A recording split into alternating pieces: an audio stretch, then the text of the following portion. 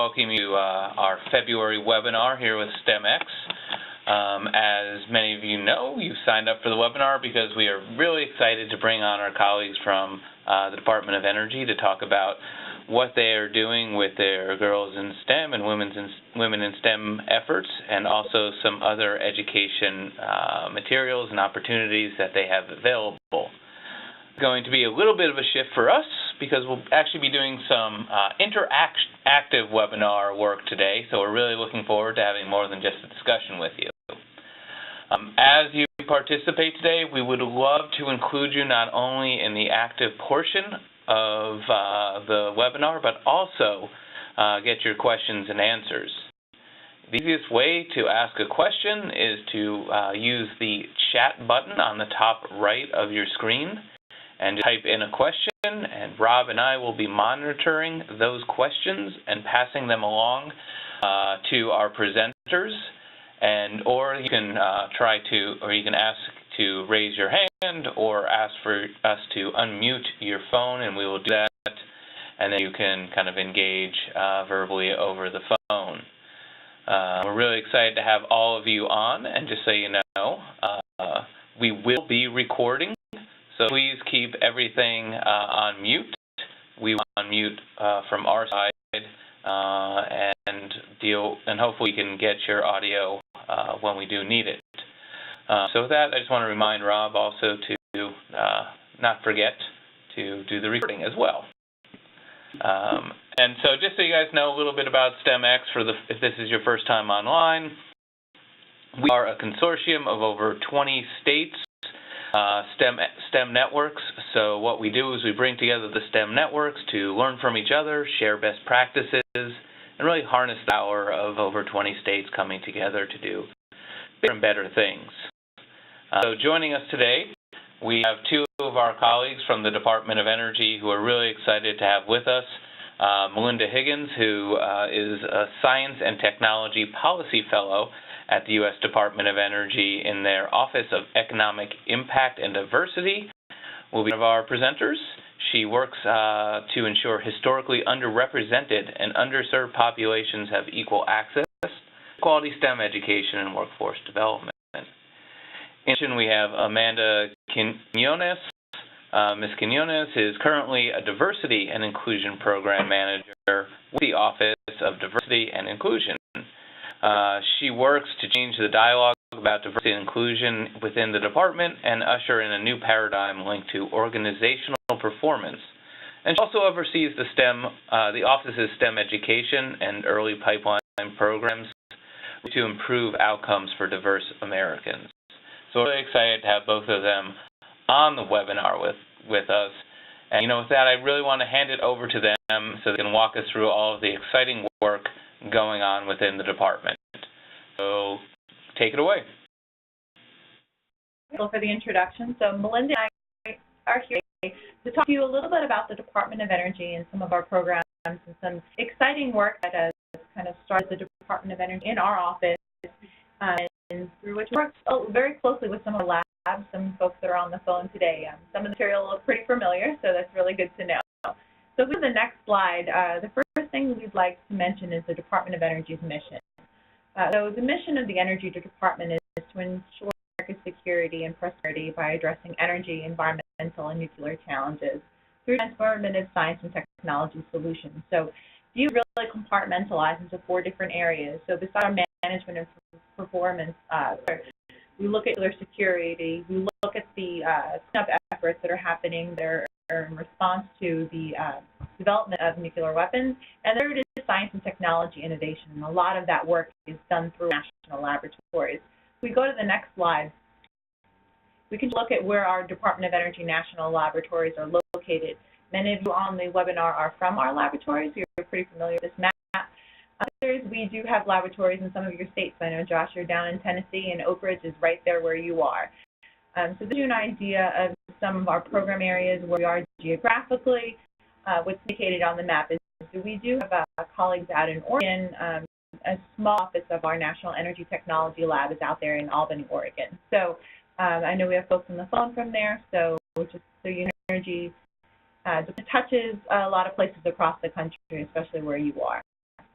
So if we slide, there are a lot of opportunities to engage with scientists and engineers through our lab complex, including opportunities for students at the collegiate level and beyond through our National Laboratories. So this is a snapshot of one of our internship programs that's run out of our office, and it's to ensure, to encourage students from diverse populations to consider work at the Department of Energy. So this is the new program. Their application portal is still open, so if you have access to students in your network that are still looking for certain opportunities, they can apply through this mechanism. It is not impacted by the presidential memo about hiring freezes because these are summary developmental experimental opportunities, so students are still able to apply. So it's a great way for students to get exposure to the department and to learn more about what we do on a very hands-on individual level. But what I do is pass on to Melinda to talk about opportunities for students that are in that age range that introduce them to some of the science and technologies that are our agencies and help them understand what DOE is and what we do and give them a glimpse into some of what we do in the classroom and how it relates to them. So, Melinda, thank you. So we're really excited to have you all on today. We're trying something new, and that's really fun. We're going to do a little bit of professional development, and hopefully you have materials that you can work along with us. And so all this comes from our Girls of Energy. So I want to tell you a little bit about the Girls of Energy. It's a dynamic ebook and website, and it is at energy.gov diversity, and you go into Girls of Energy.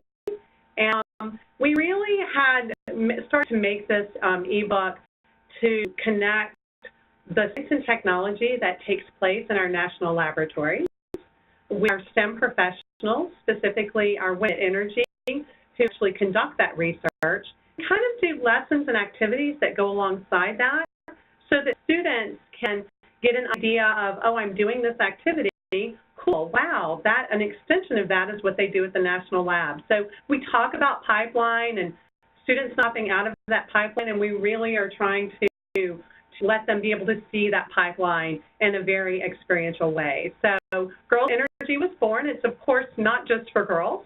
The reason that it's called Girls of Energy is that that group, the middle school girls, is kind of where young women start to assess their abilities and their self-efficacy, and we want to help them to explore a little bit more about energy and science and STEM altogether. And so it's for all. Girls of Energy is for everyone to do. It's for educators, formal and informal. Materials that are needed for the activities are very lost so that they can and easy to access so that you can do them in a lot of different places. And so that's kind of what this is. I said it's dynamic. As we know, the science and technology at our labs changes every single day. And although the ebook won't change every single day, we do hope to continually update that so that the educators and students can kind of keep up with what's going on at our labs. So if we get the next slide, please.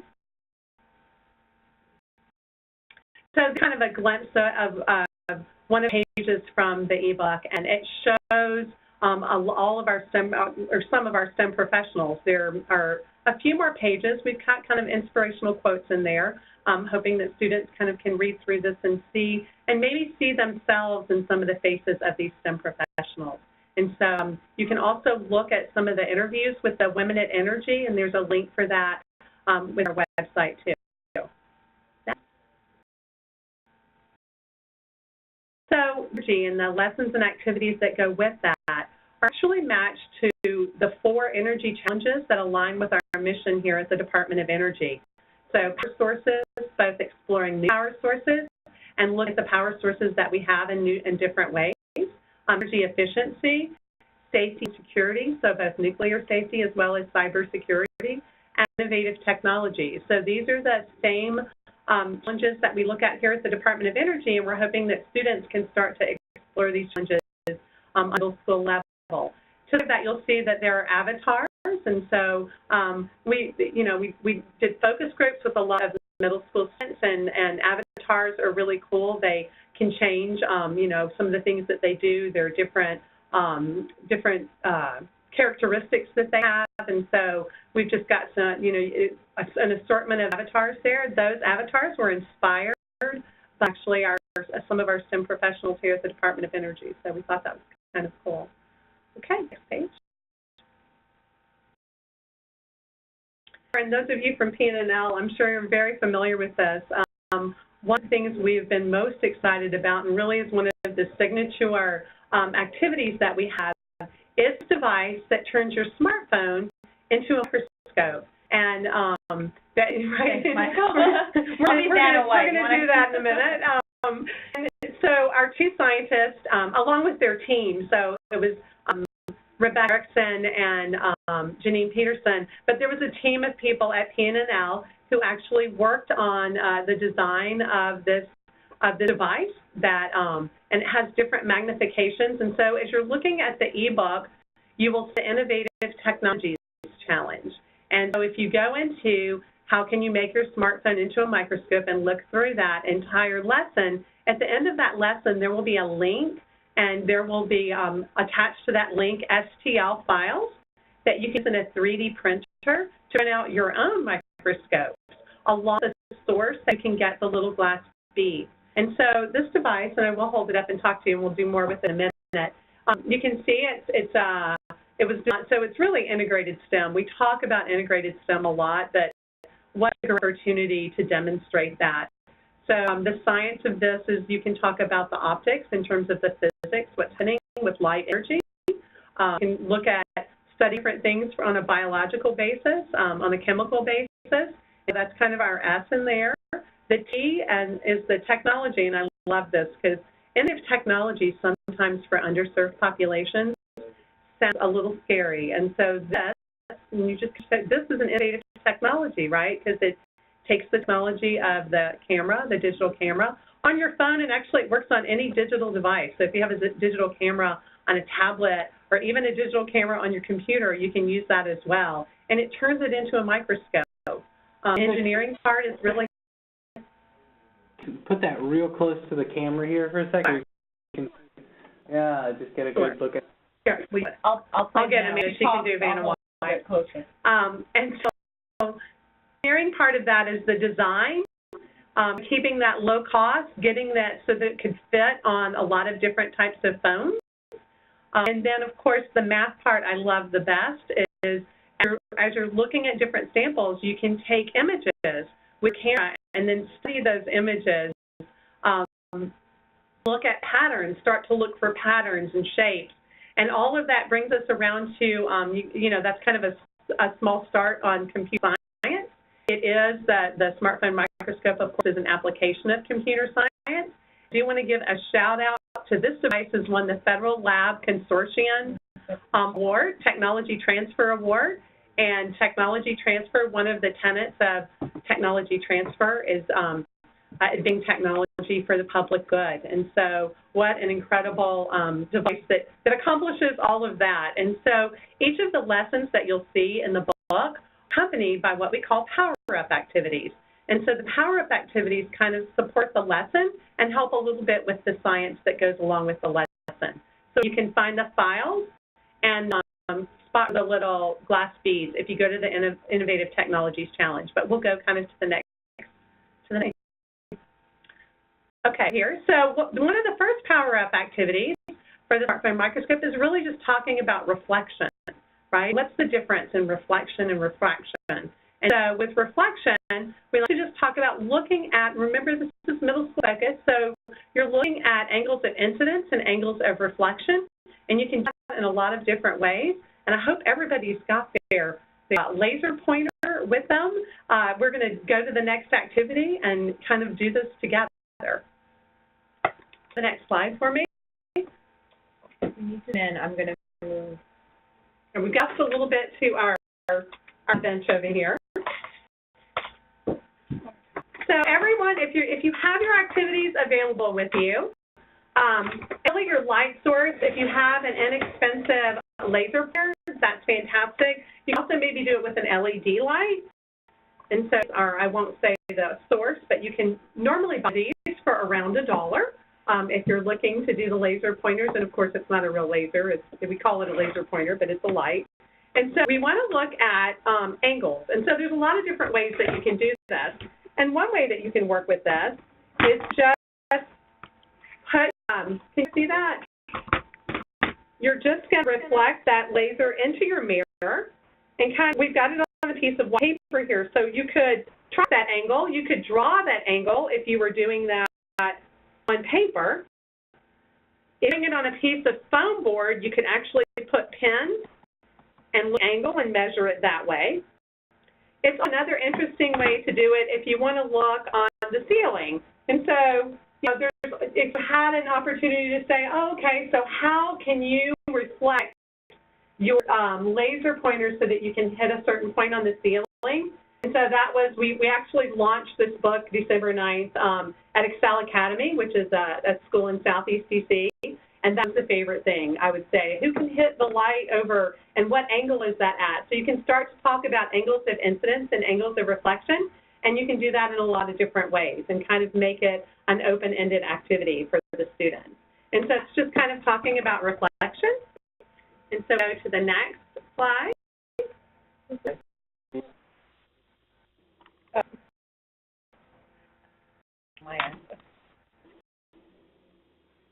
Refraction different than reflection. And so we want to talk about really refraction just as light energy moves at different speeds through different substances. So light moves at one speed in air, and it moves at a different speed in water. And so a really easy way to illustrate this is to just take a straw. And so kind of the next slide, and I hope everybody, again, has got your interactive stuff available. Probably, yeah. So just a transparent plastic or glass container, it doesn't matter. And a straw, I like to use a straw because we actually continue this activity later with a straw, but if you're just sitting at your desk and you don't have a straw, you can certainly use a pencil for that too. And so when we're talking to students about this, and they've usually noticed this before when they've gone, when they're just sitting down and they have a straw and water or something at a restaurant or at their house, and they've never really thought about why that happens, or if they've been in the bathtub or the pool where they like things look bent. And so really we say, okay, so let's look at that straw, and you have it in the glass, but how does it look from the side? And if it looks straight, it looks fine, but what happens when you pour water into that?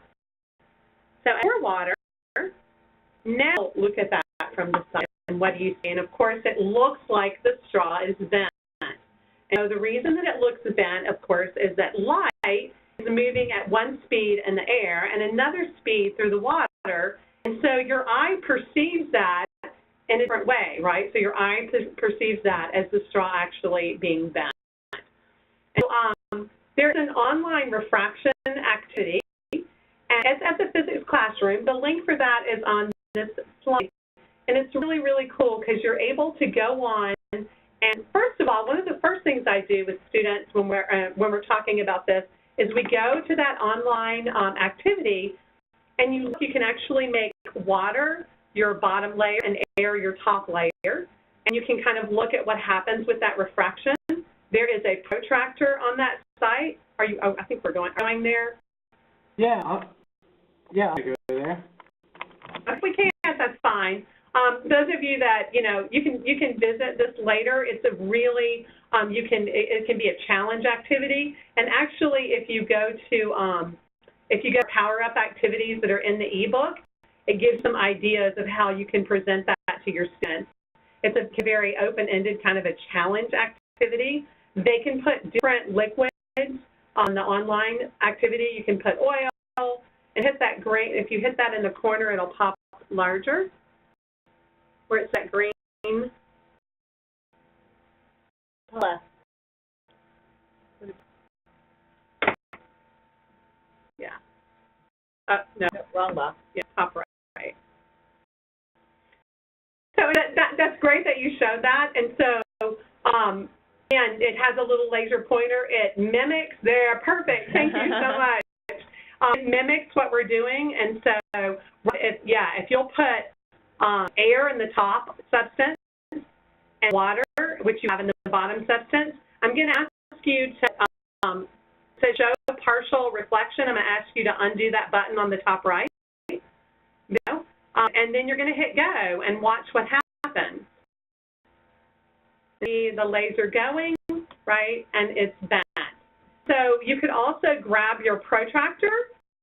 With show protractor, students can go in and actually, put the vertex of that protractor right angle where the water and the air meet and measure those angles.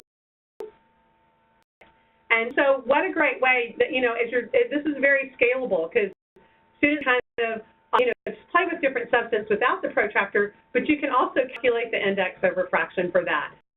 There are unknowns there, so you can figure out the index of refraction and then have students, there's some research involved in looking that up. So, right, there's all types of really cool things that you can do with this activity, and it can really be run. And so I think that's a great complement to what you're doing in the classroom. Perfect. So slide. So light is energy. Can you see this? And this is one that is always fun to do because most people have done this. So you get a wintergreen lifesaver, and you go into, we can't do it here, I'm just showing you the wintergreen lifesaver. It's these actually, and it's the oil of wintergreen. And you go into a dark room. It's almost easier to do if you're going to maybe a bathroom where you can turn all the lights out with a mirror there. And you bite into this, and you will see blue sparks. And really, really cool, okay? What's happening as you add the kinetic energy of biting into this is that the electrons are a little displaced, and so they are jumping around. And the oil of wintergreen gives off a light blue tint when it's excited. So, of course, the kinetic energy, right, is in the electrons, and then that also excites the nitrogen around you, so that adds a little bit to the blue color as well. So just getting students to think about, energy and transfer of energy from kinetic to light, and that's how it gives that energy back off. So that's a real fun one to do if you haven't done that one before. Next. One of the things we've been thinking about within STEMx is how to get assets and opportunities for students who are interested in STEM who live in rural areas to be engaged in these types of hands-on activities. So I'm curious from your side, have you started to push these out to rural communities? Have you found an interest from those communities in using this sort of what seems like interactives that you could take and do anywhere? And that's really, thank you, Michael. That's one of the points of kind of putting these lessons and activities that can be done in a very low-cost way with materials that you can just find, and connecting that science to the science at our national labs and really the research that's going on there. So there was a launch on December 9th of the Girls Energy. We will continue, and so we'll appreciate you helping us, and any of you that are on the line. We would love, we will definitely send you the updates from this, and it has gone up to rural Alaska, into the bush in rural Alaska, which is amazing because they have no resources there, and they've been very, very excited about it. We've also done a lot of work with tribal communities in New Mexico, and so we know, but if we could push it everywhere, that would be amazing. And so, and that's one of the reasons that it's in the format that it's in, Michael, and why it's not a hard copy, why it's ebook, why it's online. So if you have access to the internet and these supplies are very easy to come by, you can do it. I saw Josh provide a comment saying he shares with materials with the populations of rural Tennessee. So the material is really hitting folks across the country. That's awesome. I appreciate that, Josh. So our next activity is refraction and converging lenses. And this is really fun because I think that a lot of times students don't think of different things that can be used for lenses. Lenses sounds like something you have in glasses, which of course is a lens as well, but other things can be used as lenses too. So the lens that's actually in the smartphone microscope is a converging lens. And the way I explain that to the middle school students is a converging lens is flatter in the middle, right, than it is on the sides. And so the light comes around the lens, and kind of focuses on a point we call the focal point. There's a focal length there too. That's a little technical for middle school, but we've talked about the optics of that with higher level students. It's a great way to really talk about focal point and focal length. And so lenses, you can do anything. And one of the ways that I really start with that is I tell students that, and this is a laminated card. This is kind of a neat thing. Our public affairs office had taken a picture and posted it to the Department of Energy, and I think it was something to the effect of, oh, you know, what are you going to think about, like a crystal ball? Look into the crystal ball. And I saw this immediately, and I said, oh my goodness, that's a converging lens. That's awesome. It goes with our lessons and activities.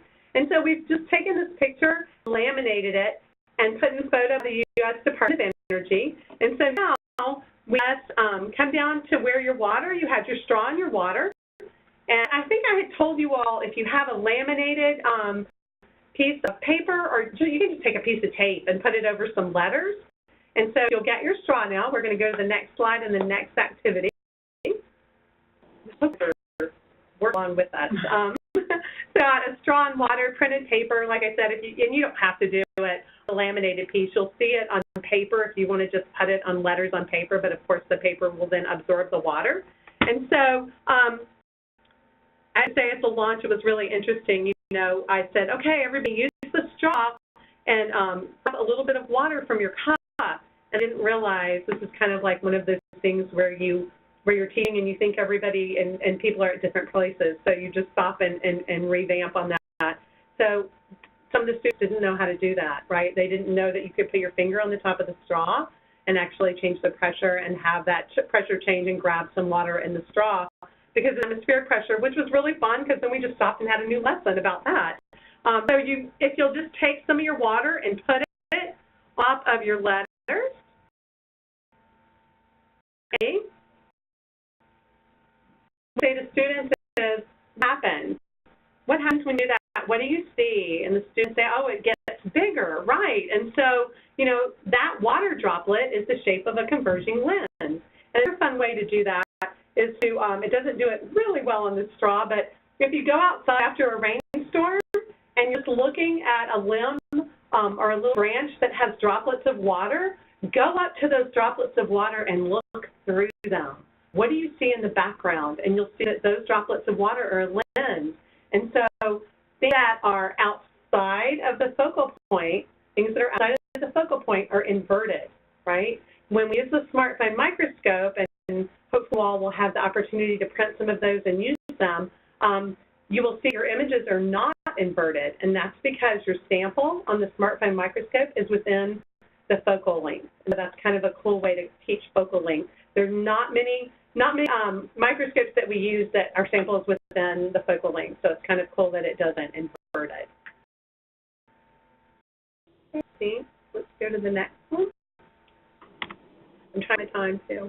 So first slide is really for you all for later. I'm actually going to demonstrate the smartphone microscope right now. If some of you have one, that would be fantastic.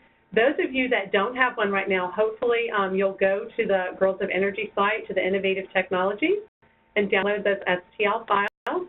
If you don't have a 3D printer at your institution, a lot of libraries and museums have 3D printers, and they would be really, really excited to print a microscope for you. The little glass beads are very inexpensive. I did want to show you. These are the beads. You order the package of 3. I'm not going to say the company, but it's on the link. So you can order all 3 of these together, which are 100x size. 100x is, of course, the larger one. 350x is the medium size, and 1000x are the really tiny ones. These 3 together are very, very inexpensive. And, you know, what a great opportunity to talk to students. When I first show them these glass beads, I say, which one do you think would magnify larger? And of course they always pick the large bead, right? That's the intuitive. So what a great lesson there in talking about you know, angles and converging lenses, and the bead actually has a smaller magnification, which is kind of cool. So our smartphone microscope, I'm going to kind of run you how to do it. You take the microscope, and I'm going to do it on the front of the phone just because it's easier to show you. Of course, you can also put that lens on your back camera. You just have to turn your flash on so that you'll have enough light to do that. We're going to turn our phone on. I think the great thing about doing this and helping underserved populations, we've noticed that most that are in underserved areas, there's normally a mobile device or a tablet in the home, but data is an expense, right? So we're not using an app. There's no extra data to do with this. You're just going to go into the camera, and we're going to put that right on top of that lens. We're going to try to call selfie mode, okay? And so you're looking for this white dot right in the middle. Does everybody see that okay? All right, got the white dot in the middle. I will tell you what I normally show, and money is really cool. Money is a very cool thing to look at. But the thing that I normally show with is just a piece of adhesive tape with salt on it. Because our community I'm in, I can normally find a piece of adhesive tape. Everybody knows what salt looks like, and this is a great opportunity for them to see it magnified 100x. And set it right on top. You will see that you get some really great pictures. There's some salt crystals magnified 100x. So you can take video, you can take pictures of it. You pictures of that salt before you put the magnification and after you put the magnification, and look at the difference in those two. Again, this is about patterns and shapes, really important concepts when we want to start to talk about computer science. Thanks, Josh. It is very simple and very fun. You also use that with other apps that have cameras with it as well. And so, do we have time for the video? Maybe, Josh, share with us one or two ways that you've used this in your own teaching or in Tennessee. I'm going to put this back. Sorry. For me, cameras around. Am I muted? Yeah. Oh, yeah. So I definitely. Hi, guys. You're doing a great job. I love the new map for me to see labs done hand like this, and I think you're doing a great job. I share the Girls of Energy with teachers as I provide professional development, make sure that they recognize that it's really critical to show young students models that look like them and have succeeded in STEM. And then, I just was excited with the simplicity of what Melinda showed with crystals, because that's always a great thing to look at in a microscope, but just the idea of putting a piece of tape on it and doing that, I'm definitely going to start doing it myself. So sharing those. So we're in the Rio Grande Valley, and students were looking at fibers from their jacket. That's something that's really interesting, and that kind of introduces material science to students too. So there are fun things you can look at. Natural materials are great. So if you get your on one, wool, cotton, leaves is awesome. So if you're a biology teacher, that's a great application as well. This is really cool to get kids to start to think about, manufactured materials as opposed to natural materials. So done things like just take a leaf from outside, a living leaf, and then take like a fake leaf from one of your fake plants and look at it. I think we actually use that one. Every day. And look at the two of those, and students really start to understand, like, wow, that's interesting how different that is. And there's all kinds of things. And so again, if you go to the lesson for the smartphone microscope in the Girls of Energy, I just give kind of some idea. Butterfly wings are beautiful, I do have to say. It's really, the structure is just amazing. You can look at all kinds of things, and then students come up with the coolest things to look at. One of our interns actually did have a waterproof case on his phone, and it was snowing or there were snowflakes out there, and he took a snowflake and put it on and took a video of it melting. That's just really cool. I mean, that's just really, a cool thing. So, great. Okay. How much does the beads, did you say a regular pack of beads cost? And again, I said the supplier's on there, but I'm not going to, I won't say it here, but these three together, which have altogether thousands of beads in here, was about $25. Don't want to be doing any commercial for anyone. You're right. No, don't want to do that. But you can, but sources online. So Chanel shared that, which is wonderful. They shared both the STL files and a source for the beads online so that people can make them. And, if you're starting to think about partnerships and stuff too, what a great way, maybe with a university or, if there's a fab lab around you to kind of have this partnership. We've talked with museums and informal settings, and a lot of times they're doing 3D printing, but kind of just 3D printing little like figures and so forth. And so how cool is that to print your own microscope and then use it? So students really enjoy doing that. And the folks that are on the line that are from the laboratories, I'm sure you have access to printers on your campuses. So what better way than to bring the kids in, talk to them about 3D printing, have them print the microscope, and then use that in the next application. So, and the beads have been used, I think their primary purpose is to go and paint as reflectors on the street. Yeah, reflective. So that's when you talk about an application of something that's so simple and then using it in something that's completely different. So. Right. And that makes me think we didn't really even talk about it is in that lesson, but I glossed over the historical aspect of this. And so talk to students about being innovative and mentors. We sometimes don't tell them that, or sometimes they don't realize it doesn't have to be a completely brand new concept. So these scientists and engineers actually went back to Van Leeuwenhoek's design in the late 1600s. And he had really keen eyesight that he used to just use a single glass bead. He would grind it and look through it. And we kind of love that actually for our activity because he was an unlikely scientist. He was the son of tradesmen, and did not have formal education. So it was through his curiosity that he designed that first microscope. So this is just kind of, looking at that and coming up with something different to go along with that. Okay. Next slide. We have one minute. Sure. So we're so excited that you all are with us today, and thank you for taking part in our activity-based webinar. This was kind of a new thing for us, and so I did want to show the cards too. We've got just the avatars on cards, which are really kind of cool. That is the website and so forth, and students really love the cards. They love the avatars and the art that's involved with those. If you have any questions, our emails are there. We are happy to chat with you about anything, and there's the website. So it's energy.gov/energy. I'm curious for our networks, are there events or ways to get folks from energy from around the country to come talk about some of these efforts or engage in some of the activities when students are doing them?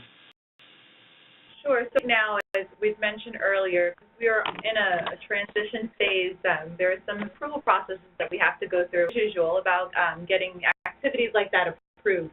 But we do have aspirations in the future of not only using kind of going on the road and sharing these with populations, but also tying them to some of the other programs and activities that we do to engage young girls with scientists and engineers, like our STEM mentoring cafe. And we can't commit at this moment to actually moving forward with those, but I'm very excited to do. Yes. And like I said before, the Girls of Energy, as we go to these different STEM mentoring cafes that we're hopefully able to do, and Josh, Oak Ridge is we're having conversations, so we'll see. It's all tentative, but we'll launch a brand new lessons and activities, and we're also going to start to bring partner content and to this. So it's not going to just be original lessons and activities, but we'll bring other content in that goes with our 4 challenges and complements what we're doing on this. So it will be ever changing, and so we're excited about that. And we have been places where we've helped train teachers on this, or been a part of a teacher training. To kind of get them talking. It seems to be a great need for energy-based professional development, energy education. And so this is, you know, one of the things that we do to really help fill that gap. And Josh, Yeah, two questions. One was, maybe I missed it, and if I did, I apologize. Was there any alignment to standards on these lessons? Josh, they are aligned to the next generation, and I didn't have that up there. So, no, you didn't miss it. As you go into the lessons and activities, you'll see that they are aligned to NGSS, Next Generation Science Standards. And then I think the idea of training other teachers to share this resource is a spectacular idea, and I would volunteer in a heartbeat to be one of your trainers. Okay. Thank you, Josh.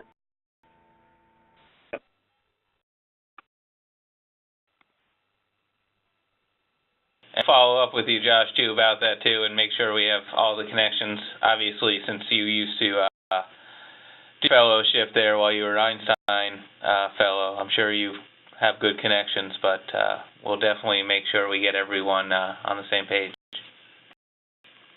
Yeah, it's a wonderful resource, and I look forward to helping share it. So thank you, Melinda and Amanda, for sharing it, and STEMx for doing the webinar. Be here today, Josh. It's good to talk to you again.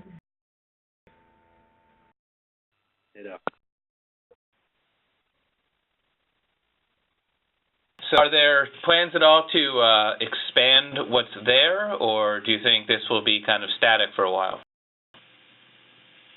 I do hope to expand the material. When we talk about the other suite of activities and programs, we're trying to make what we do in STEM reach and engagement as comprehensive as possible. So it does include a suite of other activities for teachers, professional development and mentors. And we really want to make sure that at first we start aligning our activities with the National Laboratory complex and involving the folks that we have, so the hands are on the ground that are actually out there in the community. So yes, there are hopes to do that in the future. And of course, we're always happy to be helpful in any way possible.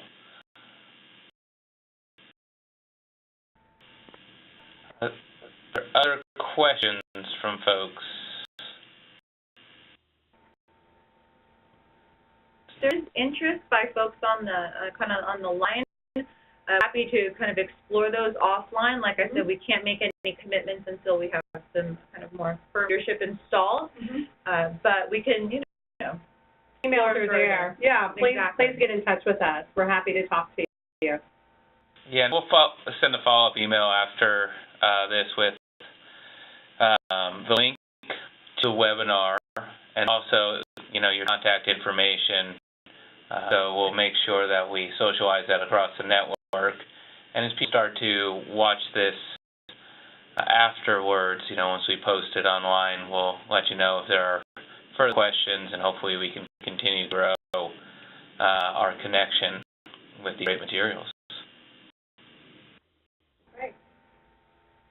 Are there any lessons that so it sounds like you've done a whole series of these where you're taking them out to students, and you talked a little bit about one of the areas where you're like, oh, well, the students have discovered a couple of interesting tweaks to the method you were using. Are there any lessons now that you look back and you think, oh man, I wish we'd used that spot for something completely different because it's just so hard? We have a lot of different folks who are going out and taking things out to teachers and training. I'm also interested in sort of what were some of the pitfalls, something that didn't quite work as well as you'd hoped. So the lessons and activities really so they're written in a way that they're very open-ended, right? So it's not a set curriculum. They really are just that. They're lessons and activities to use, you know, by informal and formal educators. So that's kind of hard to do, but also like to write things as an open-ended, more of an explore rather than a step one, step two, do this, do that. You know, education has shifted tremendously, and students are really interested in things that are relevant, things that are open-ended where they can discover. And so these were written with that in mind. And you know, really, I think one of the things that is a challenge writing these is really translating some of science and technology that takes place at our national labs into a format where middle school students can use it and high school students can use it too. So really being able to do that where it's scalable. We've done that to an extent. Make sure that a lot of the substance of what we use is accessible, and so using online, like the physics classroom, right, with an online link that kind of connected what we were doing in person, so students can do that both as an experience, but then they can also look online and experiment with other things and go back and even, in that particular lesson it says go back and, make sugar water, make salt water, make a saturated solution, put some oil in water and see what happens to refraction.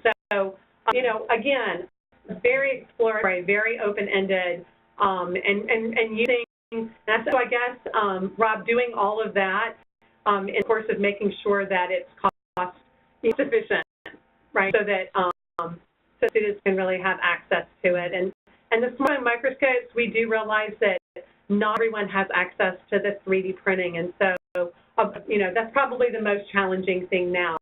I've really been working a lot with Association of Science and Technology Centers and their museums, see who has 3D printers that would be willing to print universities. So we're really trying to work on that so that we can help curers to know they can get those printed. It's really, really low cost, so it's really just access to that 3D printing. We are very interested in that, though, because of course the follow to that is to talk about additive manufacturing, which is one of our, one of the things that our labs are really, really involved with and is really important. Yeah. So that's probably one of the biggest challenges is 3D printing, and we understand that. We're trying to help people kind of problem solve that. I was one of the, some unintended consequences of folks having these devices or seeing folks that are in the arts and how they're kind of putting their own spin on things. So our Office of Public Affairs came to us a few months ago and said, we did this smart microscope, we've been playing around with them, we've captured such beautiful images. So taking the device from a science classroom, getting students comfortable using it there, and then having them take it into the arts classroom, and then having that same device with a different application. So they're learning something differently.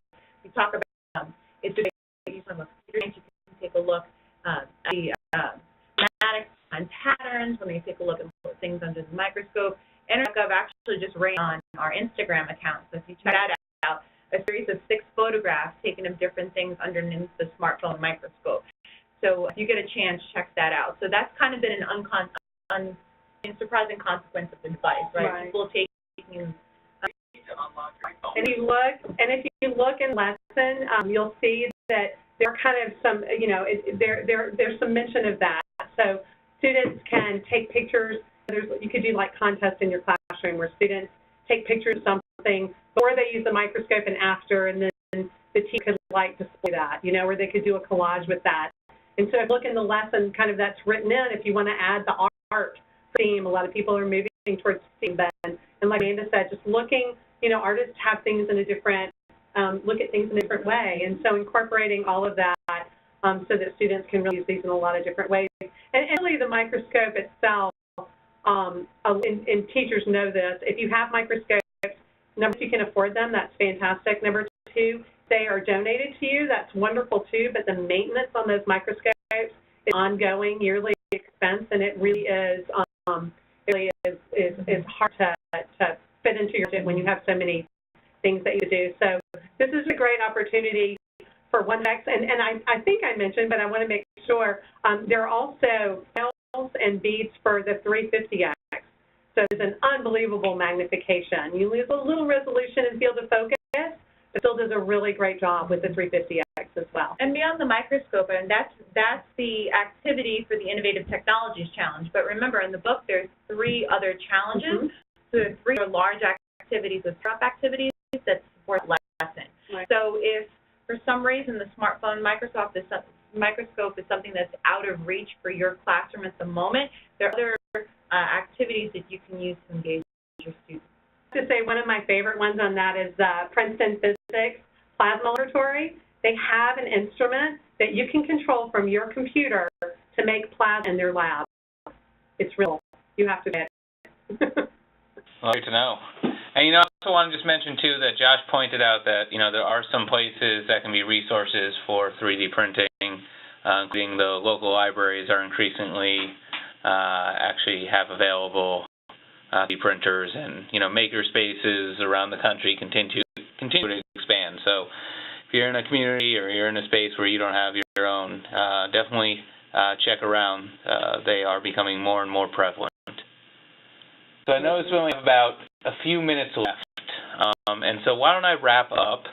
And so I want to really thank, our colleagues from the Department of Energy coming and explaining to us all the amazing things that they're putting together to encourage girls to explore careers in energy and in energy science. There's a lot of great hands-on activities there, and they're doing a lot more than just these education activities. So definitely follow up with us or directly with them if you have more questions. We'd love to get you in touch with them and ensure that we can get these resources to you so that they are utilized by as many students as possible, and we can continue to promote women to engage with and explore their interest in science and energy science in particular. And see, Bob, are you queuing something up for me? Oh, yeah. Just that video ready. So what we'll do is we will end with a little video here. Amanda, do you want to explain before we start? Sure, this is Rebecca Erickson. I'm going to actually have Melinda tee it up. She's more... Right. No, that's right. Rebecca Erickson is a scientist and an engineer and an inventor at Pacific Northwest National Lab and the inventor of the microscope and more women in energy. So this is her talking about her device, and she's amazing.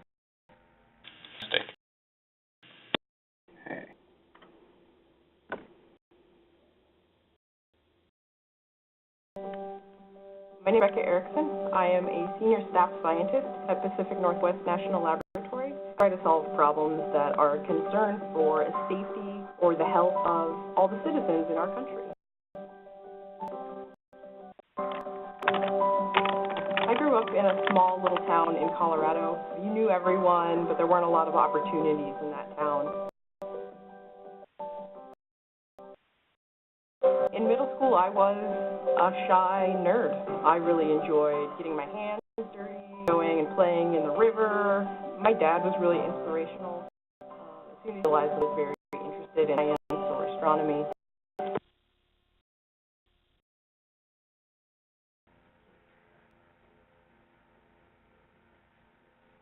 A lot of what we do at the Department of Energy involves developing new technology.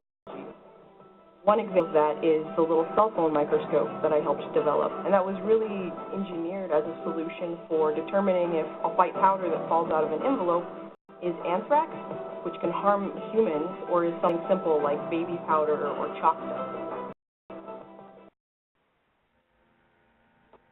The housing using a 3D printer. The lens that we're using in there magnifies whatever you put in front of it by 100 to 500 times. And it literally just clips over your cell phone, and you can use your app that you normally take pictures with, and you can see amazing things. We really get a bunch of different people from different backgrounds, different life experiences, all able to work together on a team. Because that's when the real solutions actually happen.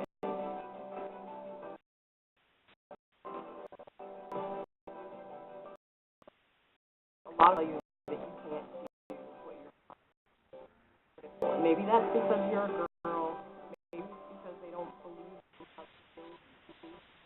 But don't let that stop you from trying.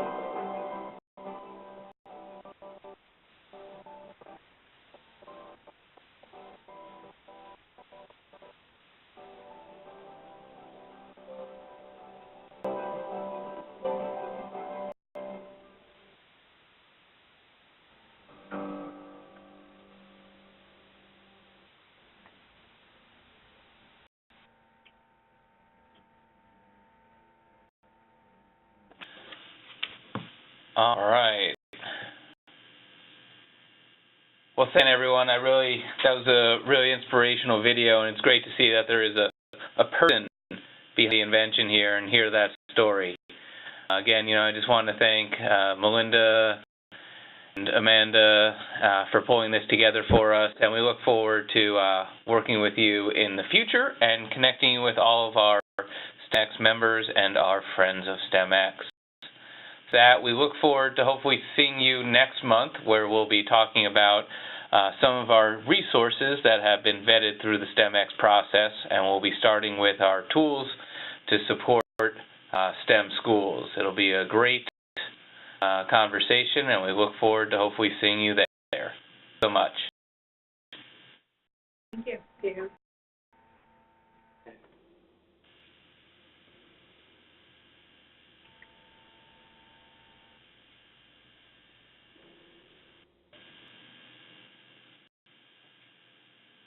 Thanks, guys.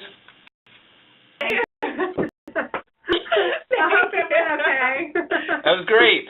Okay. So more fun than our usual ones.